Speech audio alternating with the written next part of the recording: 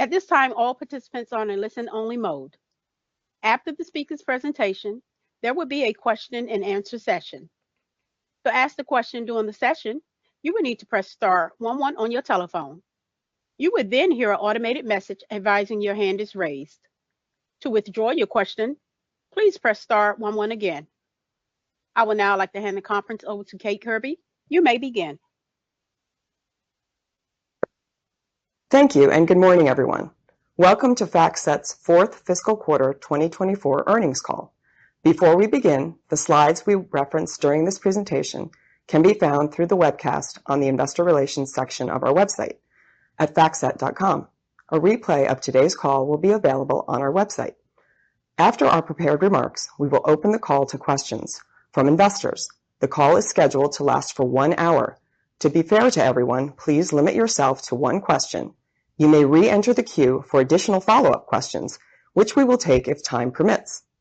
Before we discuss our results, I encourage all listeners to review the legal notice on slide 2, which explains the risk of forward-looking statements and the use of non-GAAP financial measures.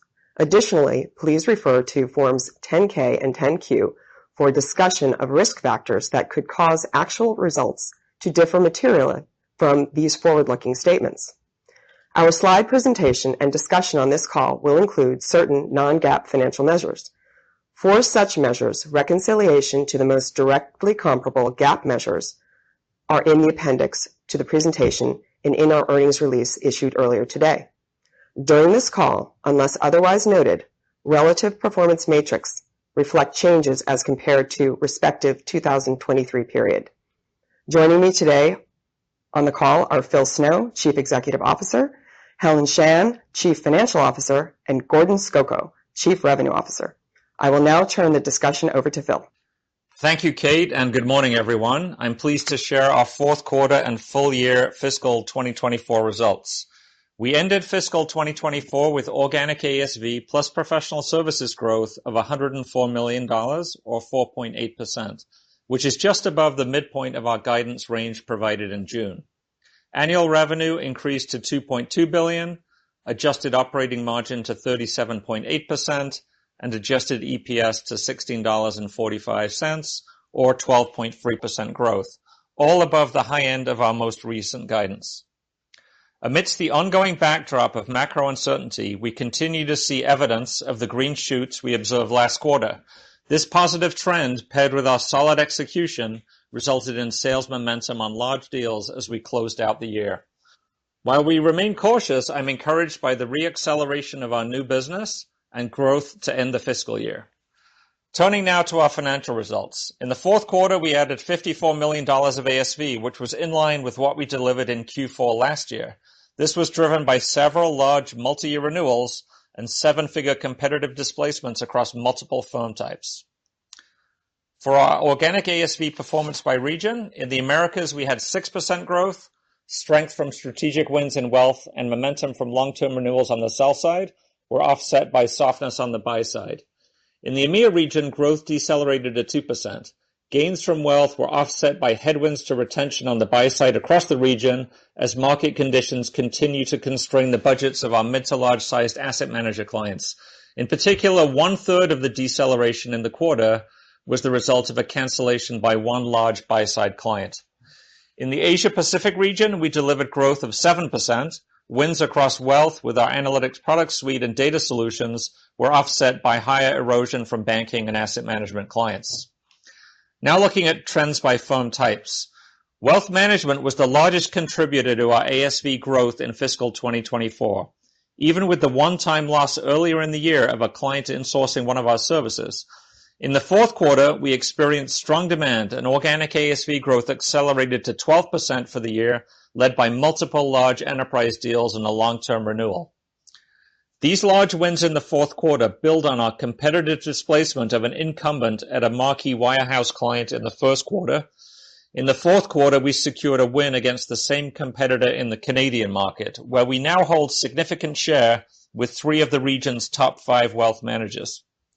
Another notable advisor desktop win in Q4 was a significant displacement of a competitor where we are replacing a high number of high-end terminals at a leading private bank. In total, we added over 23,000 advisor desktops in fiscal 2024, representing over 30% growth in seat count to bring our total wealth users to north of 100,000.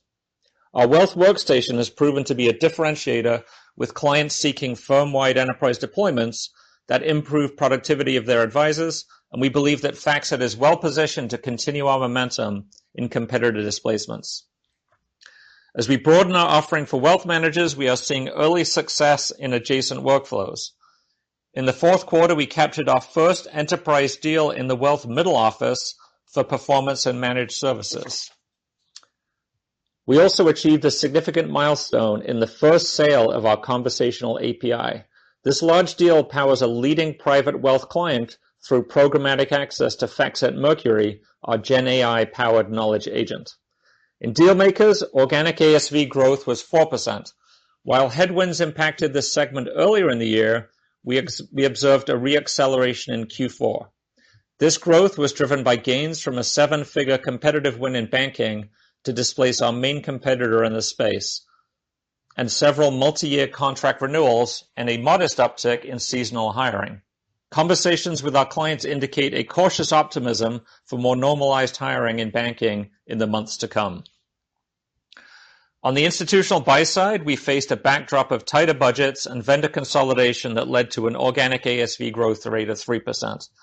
These headwinds persisted throughout the year and were most pronounced for asset managers, where higher erosion and a large asset manager cancellation put pressure on retention. While ongoing fee compression continues to be a challenge for the industry, FactSet is among the few players that clients can choose to partner with to help consolidate spend and lower total cost of operations. For partnerships and CGS, organic ASV growth was 6%. Softness from partnerships was offset by continued strong performance from CGS. In the fourth quarter, new business and renewal expansions added to growth, while a lack of large deals and a significant cancellation were headwinds. As we transition to fiscal 2025, we continue to execute against the strategic multi-year investment plan we outlined last quarter. There are three main pillars driving our focus. First, the continued data expansion to finish what we started.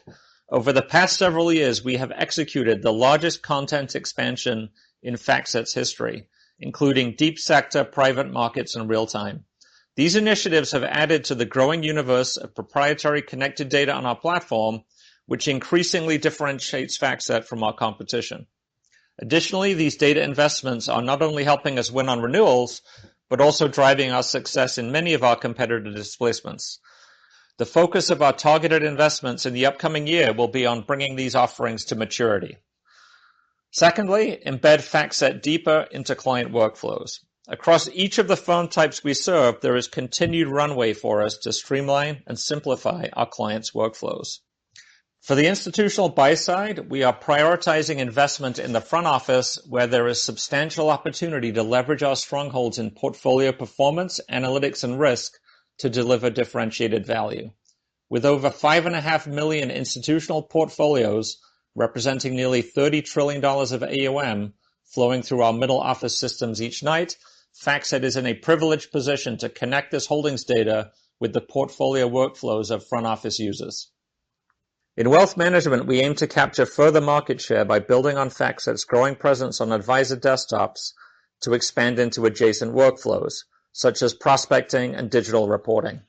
And finally, for Dealmakers, we continue to accelerate engagement with our banking clients to bring next-generation automation to their research, financial modeling, and pitch creation workflows. In addition to optimizing workflows to boost productivity for junior bankers, among whom FactSet has a strong and loyal following, we are also investing to expand on our technology-driven differentiation for senior professionals. The third pillar is accelerating innovation through generative AI. A fundamental element of our strategy is executing on our AI roadmap. Since announcing FactSet Mercury and our AI blueprint late last year, we have focused on integrating generative AI directly into our clients' workflows and enhancing their overall FactSet experience. There are early signs that FactSet's differentiated open ecosystem approach to Gen AI is resonating, and our investments in this area are already paying off. Earlier this year, we launched multiple new GenAI-powered solutions, including Portfolio Commentary, Transcript Assistant, and Conversational API powered by Mercury, and we are seeing meaningful usage of each by clients, which is starting to drive incremental ASV and improve retention. I look forward to sharing more on our GenAI progress at our recently announced Investor Day on November 14th, including a number of exciting new AI products available in beta release through FactSet Explorer, our product preview program, which has now expanded to over 50 clients across banking, buy-side, and wealth. In addition to our own efforts, we are enabling third-party developers and technologists to build their own proprietary workflows on top of FactSet's data and technology. Through our AI Partner Program and GenAI data packages, we are providing programmatic access to our curated content and incubating an ecosystem of fintech firms who need data to fuel their solutions. In summary, I'm pleased with how our team closed out the year in a challenging market environment. In the face of industry headwinds, FactSet continues to be a trusted partner that clients can depend on to reduce their total cost of ownership. With our open platform, flexible approach, and history of innovation, we see tremendous opportunity in helping clients modernize away from incumbent processes to get out of legacy technology and data debt. We are well placed to meet this demand with our broad enterprise offering across data, workflow solutions, and services. We are guiding to organic ASV growth of 5% at the midpoint for the upcoming fiscal year, balancing a more muted outlook in the first half of the year with improvement in the second half. We're encouraged by the nascent market recovery and our solid execution this past quarter. This is positive momentum to build on, and I'm excited about our opportunity ahead. Over our 40-plus year history, FactSet has delivered a consistent track record of sustainable long-term growth. We remain committed to expense discipline and deploying capital responsibly to balance the trade-off between reinvesting to accelerate growth and expanding margins. I will now turn it over to Helen to discuss our fourth quarter and full year performance in more detail and take you through our fiscal 2025 guidance. Thank you, Phil, and hello to everyone. As highlighted in this morning's press release, the fourth quarter proved to be our highest in terms of ASV growth. In the fourth quarter, we added $53.5 million of organic ASV, in line with last year's results, bringing our annual total to $104.4 million, slightly above our June guidance midpoint. This result is a 4.8% year-over-year increase in organic ASV plus professional services. In fiscal 2024, we grew revenue 5.7% on an organic basis, extending our record to 44 consecutive years of top-line growth and showcasing our resilience during periods of market volatility. We improved adjusted margins and EPS, exceeding the top end of our most recent guidance, though GAAP margins and EPS was affected by a one-time item, which I will address later. First, our quarterly results. As we noted at the beginning of the call, reconciliation of our adjusted metrics to comparable GAAP figures is at the end of our press release. GAAP revenues increased 5% to $562 million, driven by sales in wealth, banking, asset managers, and asset owners. Organic revenues, excluding foreign exchange movements and any acquisitions and dispositions over the past 12 months, increased 5% to $563 million. For our geographic segments, organic revenues grew by 6% in the Americas, 3% in EMEA, and 6% in Asia Pacific. For the fourth quarter, GAAP operating expenses increased 3% year-over-year to $434 million, with lower compensation expenses primarily offset by a one-time $54 million charge related to a Massachusetts sales tax dispute, which we have disclosed in previous filings. We do not anticipate taking additional material charges with respect to this matter. On an adjusted basis, operating expenses grew 1%. Looking at each of our four major cost categories in turn, technology costs, our main expense driver, increased 20% year-over-year in the fourth quarter, mainly due to higher amortization of internal use software and increased investment in generative AI. For the year, technology cost was about 9% of revenue. Conversely, employee expense decreased by 7% year-over-year in the fourth quarter, driven by lower compensation expenses due to earlier cost reduction efforts and a lower bonus accrual. For the year, our people expense was 39% of revenue, down 300 basis points from the prior year. We ended the year with a bonus pool of $86 million, 13% lower than last year. And as a reminder, 69% of our employees are located in our centers of excellence. Third-party content costs rose by 15% year-over-year in the quarter due to changes in the timing of variable fees and remained at 5% of revenues. Real estate and related expenses decreased 9% year-over-year in the quarter due to office space optimization. For the year, these expenses declined to 3% of revenues, 50 basis points lower than the prior year. Our deliberate expense management is positioning FactSet for future growth by allowing us to self-fund additional investments in technology and strategic initiatives in fiscal year 2025. As compared to the previous year, Q4 GAAP operating margin increased by approximately 110 basis points to 22.7%, from reduced employee compensation costs and revenue growth, offset partly by a Massachusetts sales tax charge. Adjusted operating margin improved by 240 basis points to 35.8%, from lower bonus accrual and salaries, partially offset by higher technology costs. A detailed expense walk from revenue to adjusted operating income is in the appendix of today's earnings presentation. Cost of services as a percentage of revenue declined 330 basis points year-over-year on a GAAP basis, primarily due to lower compensation expense, partially offset by increased intangible amortization. Adjusted cost of services was lower by approximately 40 basis points. And in the fourth quarter, SG&A as a percentage of revenue was 620 basis points higher year-over-year on a GAAP basis, primarily due to a $54 million Massachusetts sales tax charge.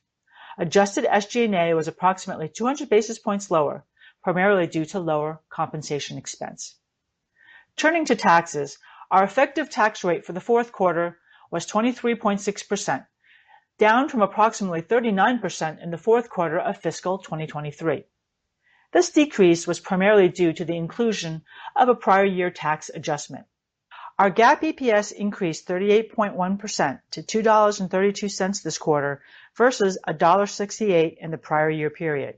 This was due to a decrease in employee compensation costs and an increase in revenues, partially offset by charges related to a Massachusetts sales tax dispute. Adjusted EPS rose by 23.8% to $3.74 from revenue growth, margin expansion, and a lower tax rate.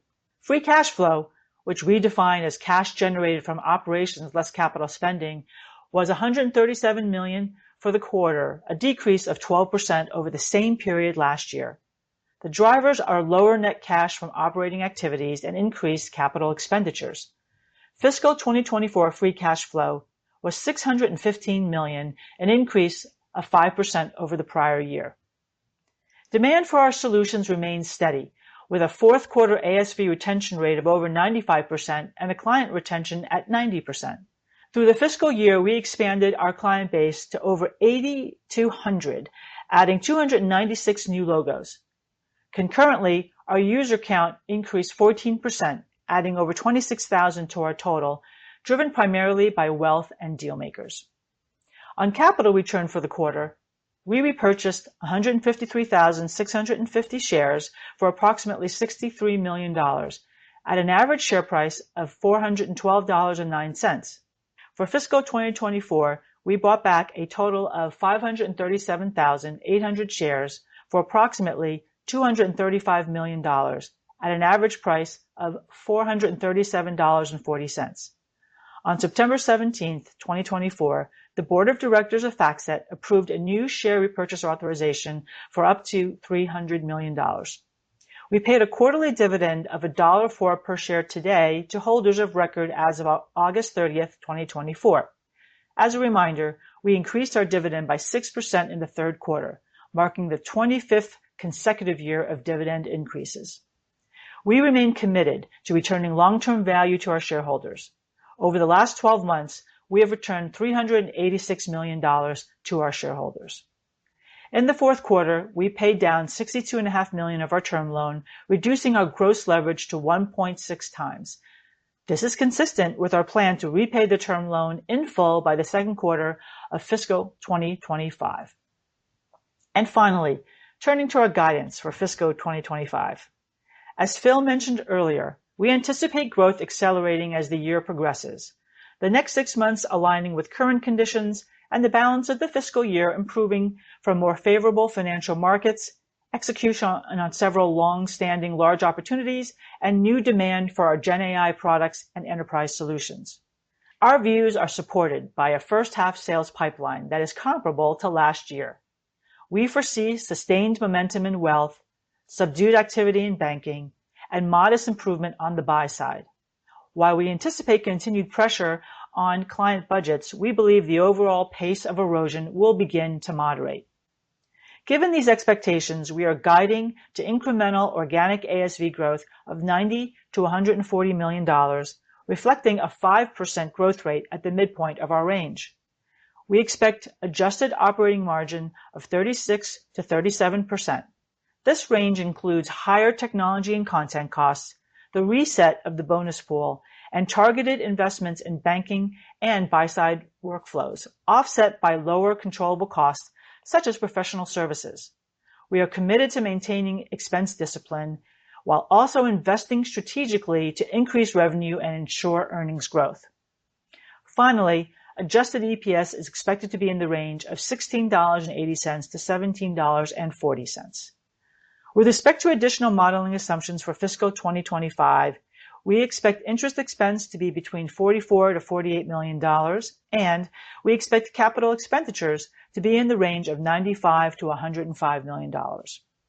We remain positive about growth opportunities, particularly in wealth and buy-side solutions. By executing our generative AI roadmap, expanding connected content, and integrating FactSet further into our clients' workflows, we aim to increase market share and enhance client retention. We are committed to supporting our teams with the tools and knowledge they need to ensure we remain the partner of choice.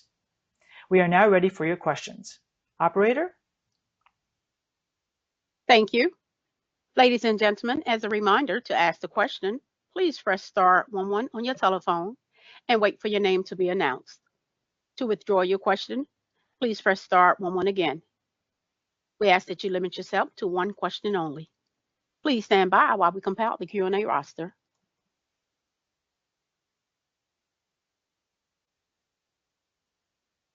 Our first question comes from the line of Alex Kramm with UBS. Your line is open. Look like Alex's line disconnected. We'll move on to the next question. Please stand by for our next question. Our next question comes from the line of Toni Kaplan with Morgan Stanley. Your line is open. Thank you so much. I think this question is for both maybe Phil and Helen. You've had a very significant period of margin expansion since 2021. When we look forward, just given the balancing act that you mentioned of investment versus margin, should we view 25 as representative of a normal year, or how should we be thinking about margins over the long term? Thank you so much. Tony, I'll start, and I think Helen will have quite a bit to unpack there. I say this is probably a bit of a reset year. We've obviously expanded margins significantly. As you mentioned, I think the QSIP acquisition obviously was a tailwind for us there, but we have ended up, I believe, beyond what we set out at the previous Investor Day, which was a little over 2 years ago. So, we do believe we're investing well. We've had some long-standing programs that are fully funded, and through our own efforts of sort of being more efficient and self-funding, we feel we're in a great position to continue to invest. But Helen, why don't you provide a little bit more detail, please? Yeah, no, happy to do that. Thanks, Tony. So we took expense actions in 2024 to really help expand margin in what was a challenging top-line environment. And quite frankly, as Phil said, we are higher than what we had originally aimed for in our medium-term outlook, which was 35 to 36. We've also worked to reduce spend in absolute terms in targeted areas like real estate, and we've managed down variable expenses when needed, like on incentive compensation. So I think when you think about the difference of margin between the midpoint of 25 and where we ended 24, about half of that is attributable to resetting the bonus level because it's meant to be reset for for the new year. And the balance is really to help cover technology costs. And so I would look at this as a more normalized level. Now we are doing a fair amount of investing as well.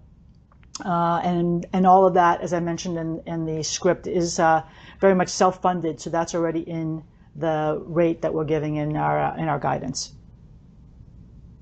Thanks so much. You're welcome. Thank you. Please stand by for our next question. Our next question comes from the line of Ashish Sabadra with RBC. Your line is open. Thanks for taking my question. I wanted to follow up on the prepared remarks about improvement in the second half or the growth accelerating as the year progresses. Despite that second half 25 progress, the 2025 ASV guide implies no improvement compared to like 2024, despite potentially better macro with Fed cutting rates. So I just wanted to understand what's your macro and pricing assumptions baked into the guidance. Thanks. Well, I'll start. Thanks, Ashish. Appreciate the question. We do see, out for the next few months, the continuation of some of the headwinds we've experienced, frankly, for the last 2 years.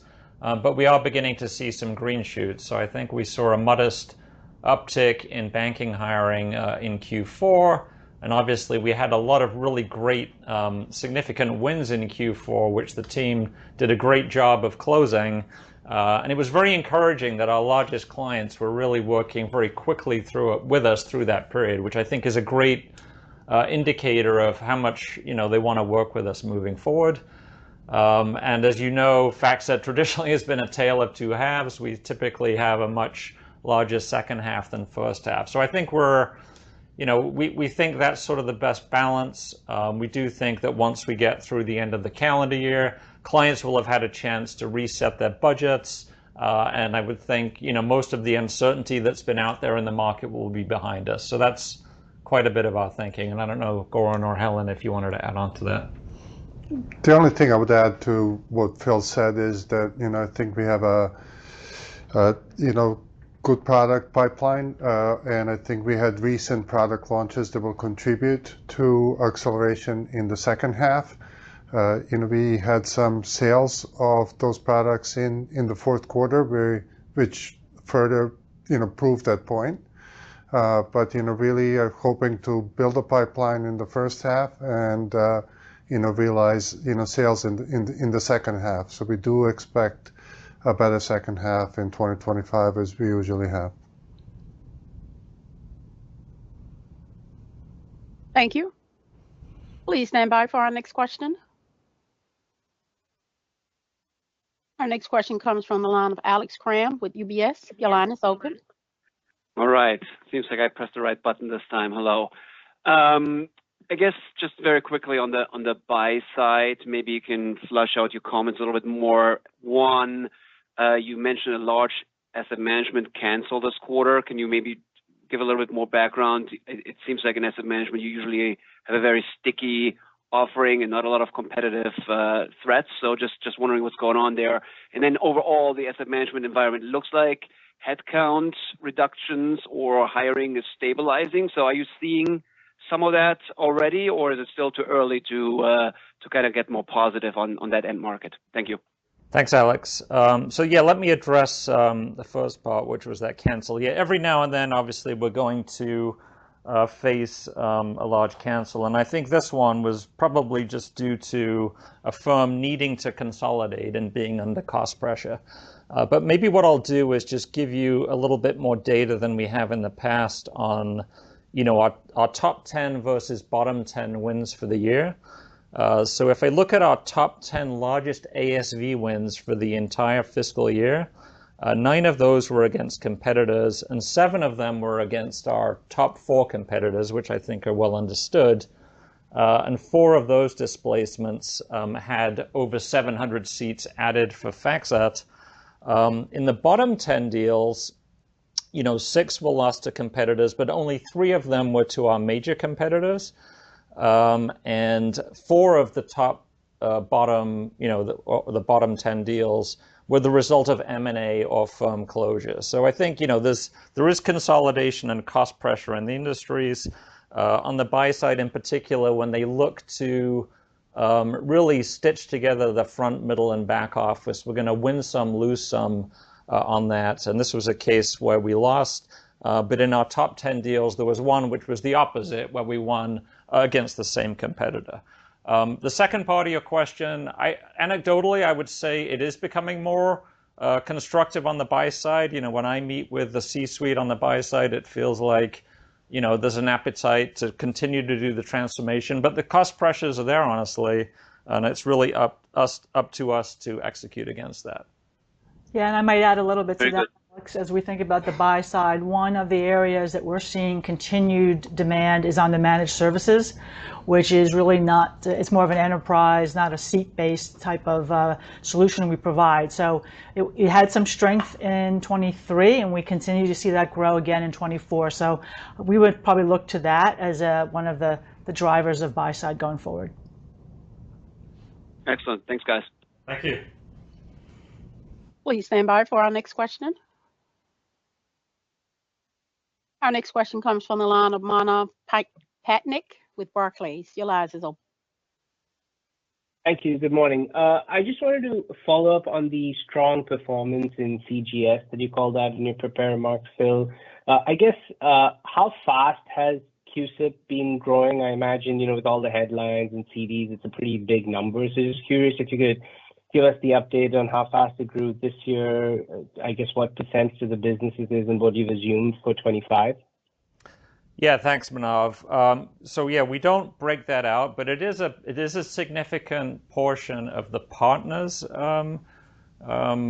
business line, which we broke out, I think, earlier in the slide. So that, compared with FactSet's traditional partners business, grew in aggregate at 6%. QSIP really drove the growth. We did have a couple of partnerships that have been significant in the past where we lost some ASV there. So I think you can probably triangulate what happened there.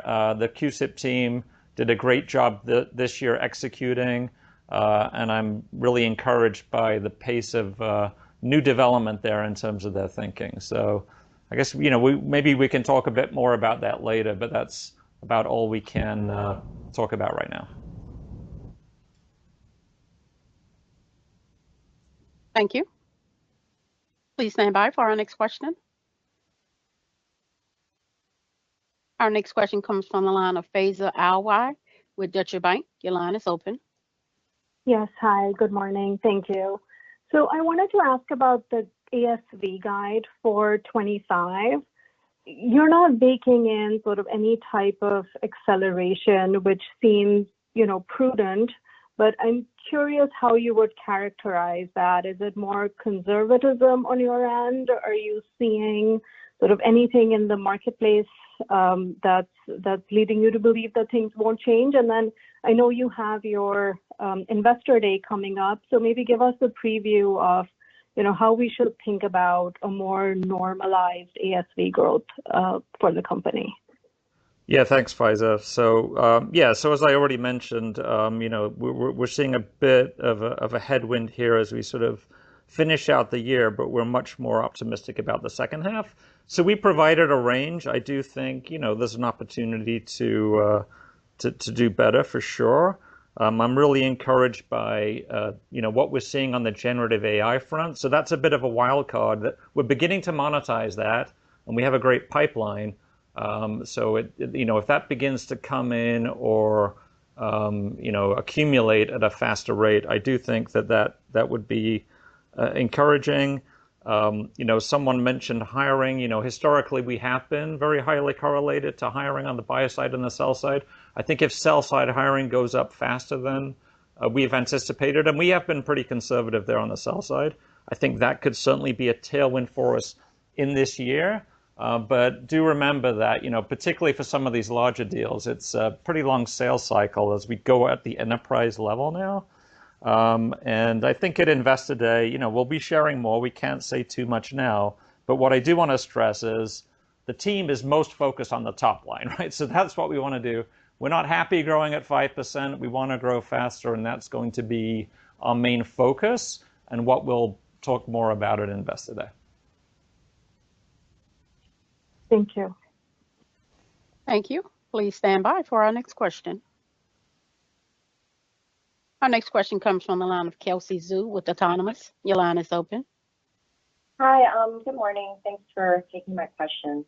So you previously talked about Gen AI kind of expected to start delivering incremental ASV in FY25. I'm assuming that's already included in the 4 to 6% ASV growth guidance. But just curious, have you sized the impact of Gen AI investments for both ASV and expense outlook for the next few years? Sure. Why don't I take a shot at that one? Thanks, Kelsey. So when we think about the impact that Gen AI may have, that's why, as Phil mentioned, we're looking more at the back half of the year. So that's when a lot of our new solutions that are powered by Gen AI will come out in the first half, so that we'll be able to have a better perspective of that.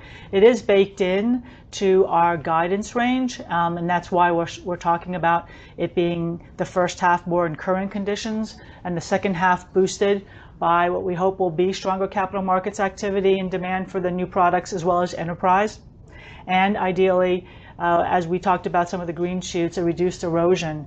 So as when I think about how much that's baked in there, we'll see somewhere between maybe 30 to 50 basis points is where we might see that come through.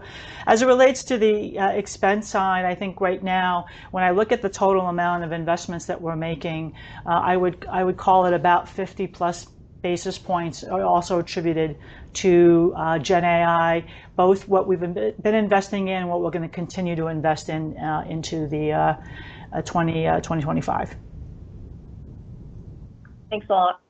You're welcome. Thank you. Please stand by for our next question. Our next question comes from the line of Surinder Thind with Jefferies. Your line is open. Thank you. With respect to the ASV guide, how should we think about the current pricing environment and what's built into the guide? And then related to pricing, how does something like FactSet Mercury or your AI offering, how do you price that? Sure. I'm sorry. What was the second part of your question? I'll take the second part. Oh, okay. I'm sorry. For AI. Yeah. Oh, yeah, sure. Okay, I can do that. You can do that. So our standard pricing, what's baked in here, as you know, in our contracts, we have either the higher of CPI or RPI or 3%. So we do see some headwind going into 2025 as it relates to our annual price increase. But I want to make a separation between the annual price increase and then what we are able to do as we sell throughout the year. Our rate cards have been adjusted depending on the experience and activity, and so we've been raising the prices on our packages. And the price realization against that on average has been above 80%. So we feel good on what we're able to capture as we sell into this market. I would expect the same for this year as last year, meaning we have a larger book and we have net new clients. So we will capture incremental dollars and the price realization, as I mentioned, against our rate cards.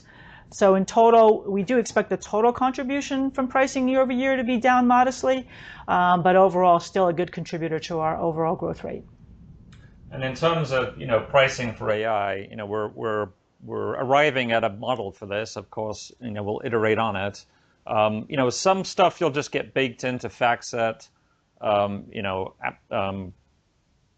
of the box, and we've already got some great product in there called Transcript Intelligence and Search Intelligence. You can go and look across, a lot of different documents to get an idea of a trend or what's happening, get questions answered.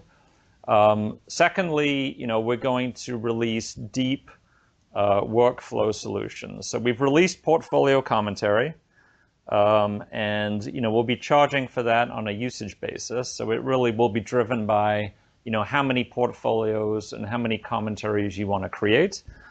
We did get a lot of demand for customization there after we announced this at Focus back in May. But we've done a lot of that work now. So we're in a great position to go out to the market. We've literally got hundreds of clients interested, and we'll be able to essentially customize this to some extent for them out of the box. So that's an approach we'll take with many of these things. We'll take a bundled approach in some cases where you can get a bundle of capabilities and get price for that. But most of this is going to be usage or consumption based, I would imagine. And it might depend on the product. So a lot of it will be incremental ASV. We did have a great sale in Q4, which was our conversational API. So really the search experience that you would have on a FactSet, a client wanted to use that within their own ecosystem. And a lot of the larger firms are going to want to do this.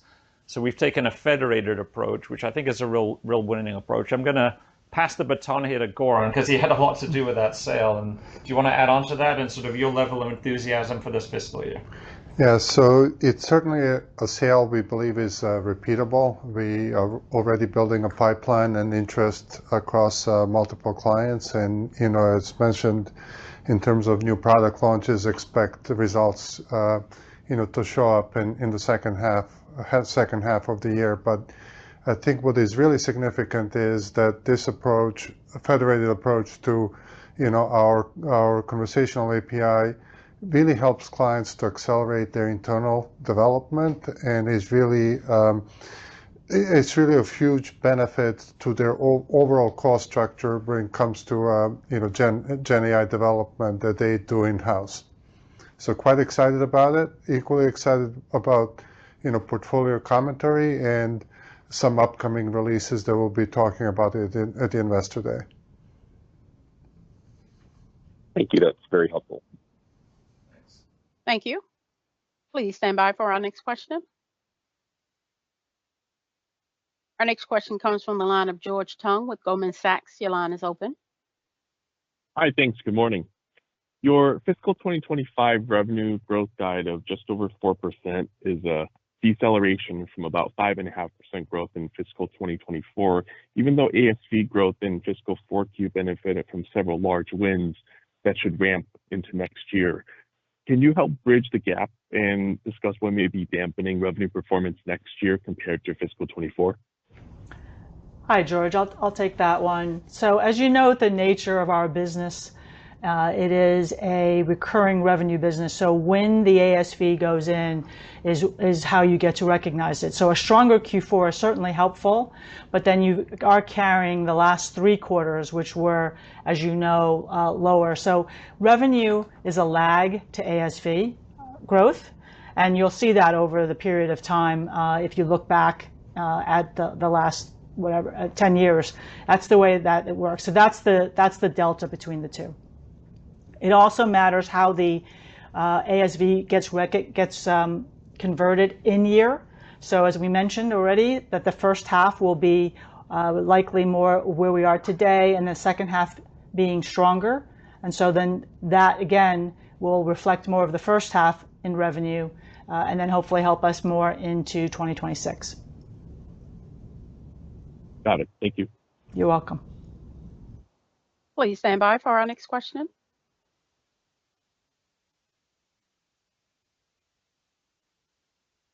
Our next question comes from the line of Andrew Nicholas with William Blair. Your line is open.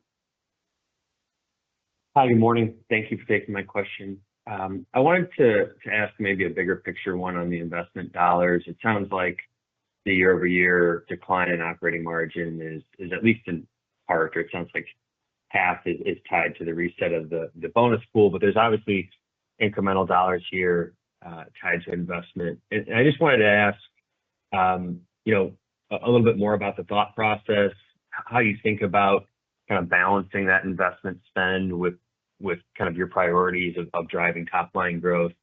And then kind of relatedly, if embedded in your guidance is some flexibility to potentially ramp up investment spend as we move through the year, if you're hitting higher ends of your revenue guidance, because it does look like a little bit of a inverse relationship between revenue growth and operating income guidance based on the table and the release. Thank you. Sure, I'll take that. It's a very good question. So as we mentioned before, we were able to take some expense actions in 24 and reduce spend, which gives us some room for investment. So overall, what I would think about the additional investment that we're putting into 2025 that is included in our margin, and I'll call it self-funded, is roughly around 150 basis points, of which half is investments in Gen AI, which we'll see that come through, as Phil was speaking to, likely on the front office as well as in banking and wealth. We're also investing in content, which it comes through the form of real-time and fixed income.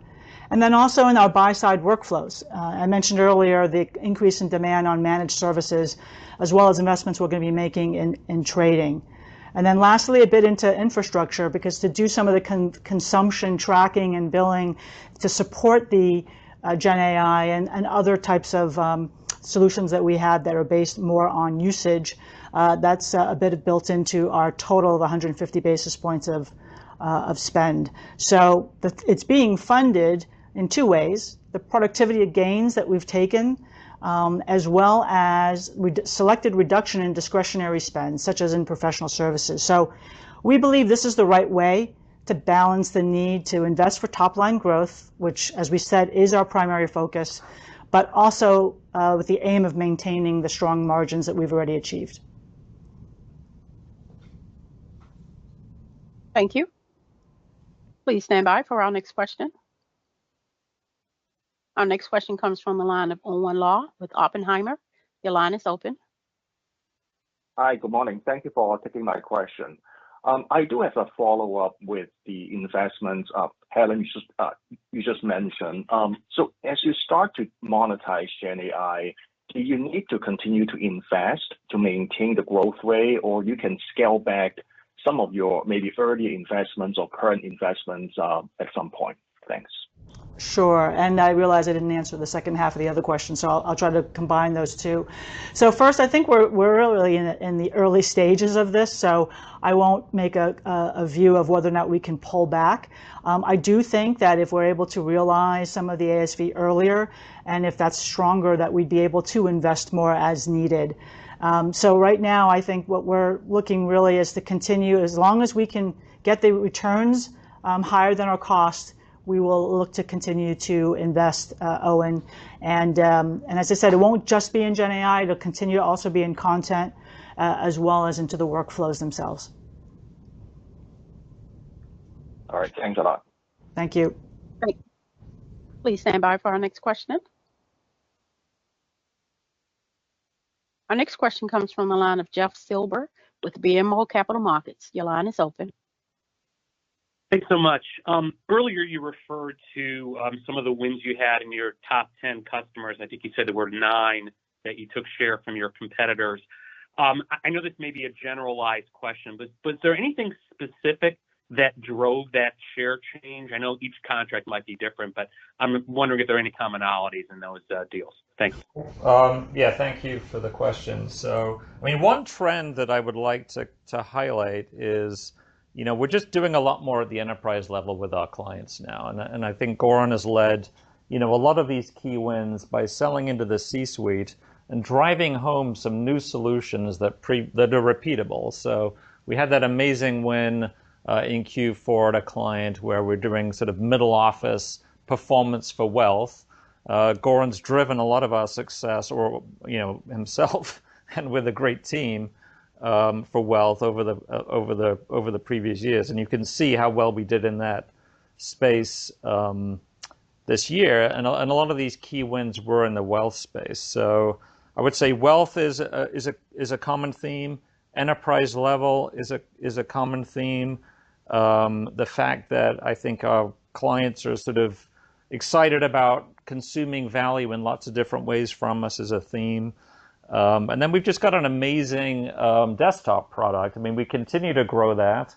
We had a great win in banking, and we just go from strength to strength in banking. And a lot of that's been driven by, the investment in deep sector and private markets, but just the work the team continues to do around, the efficiency for bankers. And that's, I think we're going to see a step change in that once we release some of these Gen AI products. Just to add to what Phil said, in addition to in that top-down selling, I think our ability to compete for that higher-end terminal, especially in the wealth management, has really improved this year as we have added fixed income content and other capabilities. So, we're encouraged that will drive future growth. One of the most encouraging signs about the wins that we've had is that we're expanding into additional workflows and diversifying our sources of ASV. Phil already mentioned expansion into performance reporting at a large client, but we have also seen a very significant win again in wealth management on in terms of expanding into portfolio-related workflows. So that is something we will be building on in 2025 and going forward. So these wins Phil is highlighting are really important to us. Thank you. Please stand by for our next question. Our next question comes from the line of Jason Haas with Wells Fargo. Your line is open. Hey, good morning, and thanks for taking my question. I'm curious if you could comment a little bit more on what you're seeing in regards to the competitive environment. It sounds like you're winning your fair share out there, but I'm curious if, given it's still a tough backdrop, if you're seeing any level of aggressive pricing from some of your competitors. Thanks. Hi, Jason. Thanks for the question. I wouldn't say any different than what we have experienced in the past. I think we always face competition and different level of aggressiveness when it comes to pricing. So we are always keeping an eye out on the competition and exactly how we perform in terms of wins and losses. I do not think that much has changed competitively. There is certainly increased focus by some of the competitors on some of the segments that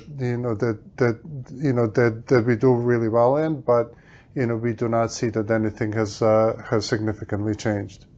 I'll add a little bit to that. It is as Goran said, a competitive environment. So we're being smart about this. So for example, in new business, we will at times, given that there's switching costs, but to get the competitive displacement, we'll go in and be as competitive as possible. Now, that being said, we've selectively used that pricing to also lock into longer term contracts as well. And as Goran said, we've seen some good success there in wealth and banking and in corporates. So I think we're just being smart in how we're using price to be able to win market share. Thank you. Please stand by for our next question. Our next question comes from the line of Craig Huber with Huber Research Partners. Your line is open. Yes, hi, thank you. I got a question here. Love to hear, how are your hedge fund clients doing in that market, and also when you sell into corporates? How's that going for you right now? Is it getting better, worse, or about the same? Oh, so I'll take a shot at that one. I would say that it is about the same. It depends. We see a fair amount of churn on the hedge fund side, Craig. So we'll see ones that go down and then they'll come pick back up. So our goal there is if they reconstitute themselves and come back as a new hedge fund, that we catch them on the new business front, which we've seen a fair amount of. Interestingly, we've had good activity from the hedge fund community out in Asia. In particular, in the Singapore arena. So we're seeing what is relatively new growth out there, but hedge funds have done well. Corporates, we have a great partnership with a company called Irwin that we also do a lot of business with, and we've seen that uptick this year as well. There's a lot of churn, and our new logos, which we talked about in our call, does come a lot from corporates. Great, thank you. Thank you. Please stand by for our next question. Our next question comes from the line of Russell Quelch with Redburn Atlantic. Your line is open. Leon. When you think about your strategy to stimulate top line growth back above 5%, I wonder, do you feel you may need to be more aggressive in exploring inorganic actions, or perhaps alternatively, would you consider partnership opportunities to accelerate growth in areas such as wealth where you think there's a big TAM opportunity? Just curious as to what you're thinking there is ahead of the Investor Day. Thanks. Yeah, thanks, Russell. Yeah, maybe we can talk more about that then. But yeah, we do think it's a good time to be exploring partnerships more aggressively. I think certainly with the work we've done to open the platform and be more interoperable, there's an opportunity there to team up with certain firms for different sort of market segments. And on the M&A front, we're in a much better position than we have been for the last couple of years to do some targeted M&A, just because we did a large acquisition with QSIP and we had to get to this place. So we're seeing the M&A markets become more constructive. There's more things coming up that are of interest to us, and we're going to maintain our discipline, but we do see that that's a lever that we can certainly use to drive top line growth. Great, thank you. Thank you. Please stand by for our next question. Our next question comes from the line of Shlomo Rosenbaum with Stifel. Your line is open. Hi, thank you for squeezing me in here. Hey, Phil, I wanted to ask you a little bit, just holistically. Over the last few years, we've seen the company expand the margins. Growth hasn't been as much as what we've historically seen, and the FactSet has usually been more of a growth company. It seems like now, the guidance right now is for margins to be down a little bit sequentially, but a lot more talk about the new products or anything. Is there any, change philosophically that is going on recently within the company where you have pivoted a little more to margin and now are pivoting more to growth? And I just wanted to ask you to talk about that, and then just a little bit about the 2H improvement this year versus what you were talking about last year, because the outlook at this time last year was almost exactly the same way in terms of the muted first half and then expectations for the second half. If you could point out the differences internally, where you have line of sight to things, I would say, beyond just kind of the Fed rate cut, but things that you're actually seeing in front of you that give you more confidence this year versus last year, that would be helpful. Yeah, sure. Thanks, Shlomo. Yeah, so philosophically, there's really been, there hasn't been a big change. We have always focused on growth, and we've also focused on, delivering cash flow and earnings to the market. You've been covering us for a long time. So we take a lot of pride in that balance. It's been a while since we consistently grew in double digits, at least a decade. But we do aspire to get back to high single digits. I think that's something we would like to do.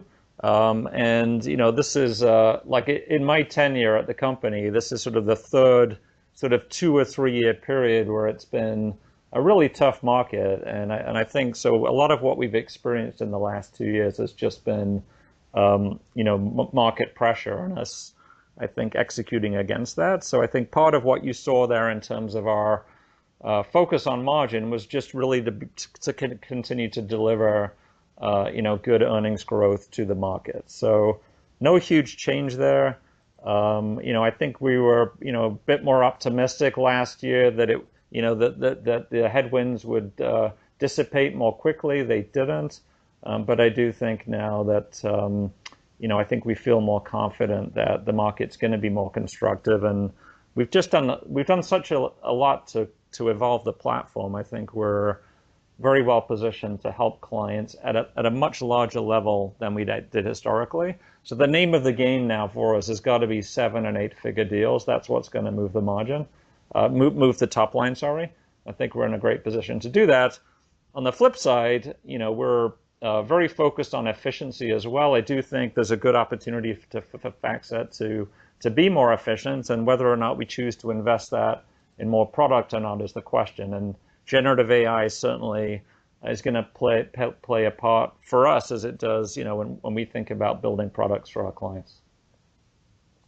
Thank you. Yeah, Shlomo, just maybe to follow up on the second part of your question, I think what gives us increased confidence, I already mentioned it, but I think the level of innovation and new product that we have delivered this year, we really believe that that's going to contribute to the second half, projections that are more optimistic than the first half. So we're not counting on the market necessarily turning, but, I think just that, product pipeline and, what do we think we can deliver based on that. Thank you. Thank you. Please stand by for our next question. Our next question comes from the line of Scott Wurtzel with Wolfe Research. Your line is open. Thanks for squeezing me in here. Just wanted to go back to some of the commentary on the data expansion side of your sort of strategic investment plan with deep sector, private markets, and real time. Just wanted to maybe get a little bit more color on sort of how that's coming up and maybe impacting your conversations with clients, specifically on the renewal side. And then I know we'll probably hear more about this at Investor Day, but if you can kind of give us a sense of maybe sort of the roadmap on the product side with those three initiatives would be great. Thank you. Yeah, sure, Scott. Why don't we start with real time? I'm going to ask Goran here because he has a lot of experience with this, and I think we're at a good inflection point. Yeah, so I think we continue to make excellent product in that area. We had a very large win on the real time a couple of years ago. I think the client has gone live with all of their deliverables. And we're quite proud of the progress there. All of the in terms of the content coverage and adding all of the over-the-counter type content, all of it is flowing through the product. We're excited in terms of the opportunity there.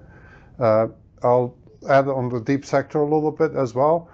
So we continue to make excellent progress there. We have multiple clients engaged with us in terms of delivering really desk by desk in terms of the sector coverage, and are really encouraged by the level of client engagement and product progress in that area.